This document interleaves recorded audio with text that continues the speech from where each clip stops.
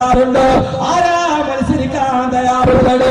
കഴിഞ്ഞ തെരഞ്ഞെടുപ്പ് നടന്നപ്പോ കൂട്ടം ഫ്ലക്സ് ബോർഡുകൾ ഒരുക്കി വെച്ചിട്ട് ആരുണ്ടടാ ഇന്ത്യയുടെ സിംഹത്തോട് മത്സരിക്കാൻ തയ്യാറുള്ളതെന്ന് സാക്ഷാൽ തങ്ങളുടെ പ്രിയപ്പെട്ട നേതാവിന്റെ ഫോട്ടോ വരച്ച് വെച്ചിട്ട് വലതുപക്ഷത്ത് താമരയും ഇടതുപക്ഷത്ത് വടിവാളുമായി നേതാവിന്റെ ഫോട്ടോ പൊക്കി വെച്ചിട്ട് ആരുണ്ടടാ മത്സരിക്കാൻ തയ്യാറുണ്ടോ എന്ന് ചോദിച്ചപ്പോ ആ ചോദ്യത്തിന് മറുപടിയായി ഇന്ത്യ രാജ്യത്തിന്റെ പാർലമെന്റ് മന്ദിരത്തിന്റെ ഉള്ളിലോട്ട് കടന്നിരുന്നുണ്ട്.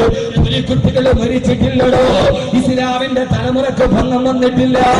ഇന്ത്യ രാജ്യത്തിന്റെ പാർലമെന്റ് മന്ദിരത്തിൽ 270 സീറ്റുകൾ നേടിയിട്ട് ഒരൊറ്റ പാർട്ടി കേവല ഭൂരിപക്ഷത്തിൽ ഭരിച്ചുകൊണ്ടിരിക്കുമ്പോ പ്രതിപക്ഷ സ്ഥാനത്ത് പോലും ഒരാൾ അവരോധിക്കാനില്ലാതെ ഒറ്റക്ക് ഭരിക്കുന്ന പാർട്ടിയുടെ നേതാവിന് നേരെ വരച്ചുകൊണ്ടിട്ട് പാർലമെന്റ് മന്ദിരത്തിന്റെ അകത്തളത്തിൽ ഏർപ്പെടുത്തിയിട്ട് നിങ്ങൾ ചുട്ടുകൊന്ന ഇഹ്സാൻ ജാഫറിയുടെ മകനായി, നിങ്ങളെ തകർത്തുകൊന്ന ഇസ്രത്ത് ജഹാന്റെ സഹോദരനായി, ഗുജറാത്തിലെ നിങ്ങൾ കൊന്നൊടുക്കിയ 10,000-കണക്കിന് കുട്ടികളുടെ പിതാവായിട്ടാണ് ഞാൻ ഇവിടേക്ക് കടന്നു വന്നതെന്ന് തെലങ്കാനയുടെ അസദുദ്ദീൻ ഉവൈസിക്ക് പറയാൻ കഴിഞ്ഞെങ്കിൽ അസദുദ്ദീൻ ഉവൈസി അല്ലാഹു ദീർഘായുസ്സ് കൊടുക്കട്ടെ.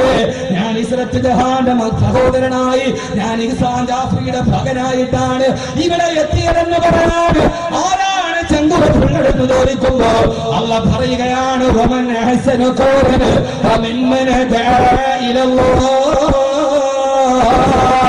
വഅമില സ്വാലിഹാ. യഥാർത്ഥത്തിലെ നന്മയുടെ മത്സരമിതാ.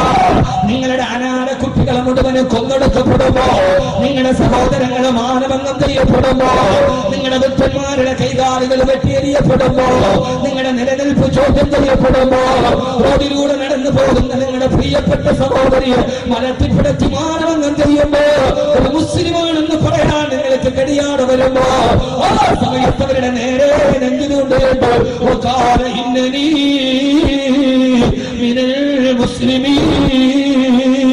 ഞാനൊരു മുസ്ലിമാണ് പറയാന്, ഞാൻ എന്റെ റബ്ബിന്റെ അടിമയാണ് പറയാന്.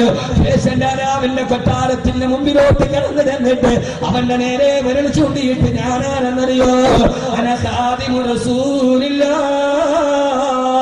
ഞാൻ